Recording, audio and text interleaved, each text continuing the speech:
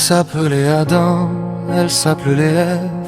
Ils marchaient nus dans le jardin d'Éden. Le ciel était calme, la terre était chaude. Tout respirait l'amour, rien d'autre au monde. Dieu venait souvent leur parler, comme un père parle à ses enfants aimés. Ils avaient tout, rien à demander. L'éternité semblait leur être donnée. Mais même au cœur du parfait, le doute peut s'inviter. Un murmure, une envie, un pas de trop, une nuit. Avant la chute, il n'y avait que nous. Avant la faute, il n'y avait pas de pluie. Un seul regard a brisé le jour. Un seul choix a fissuré l'amour. Avant la chute, on était rois. Avant la peur, avant la loi, ils ont désobéi au Créateur. Et l'innocence a fermé son cœur.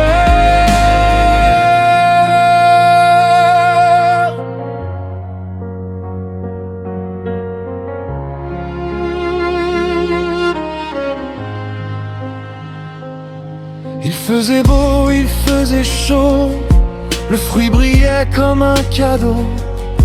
Ils n'ont pas vu le piège en face, ils ont cru toucher la grâce.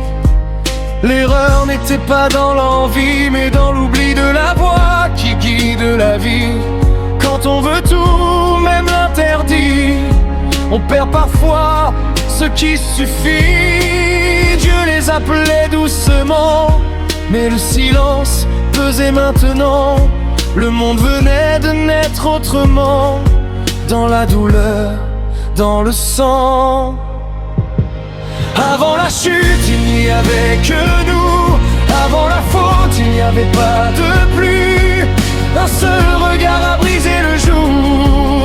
Un seul choix a fissuré l'amour. Avant la chute, on était rois.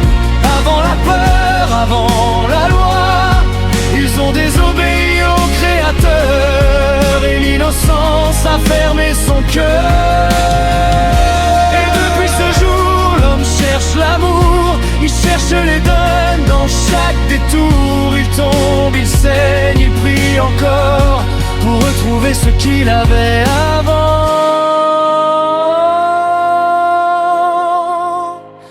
Dernière avant la chute, il y avait l'espoir. Avant la nuit, il y avait la lumière noire. Si l'amour est tombé un jour, peut-être qu'il peut renaître toujours. Adam et Ève vivent encore en nous. Dans chaque choix, dans chaque genou. À terre, la faute est humaine, mais l'amour reste le chemin.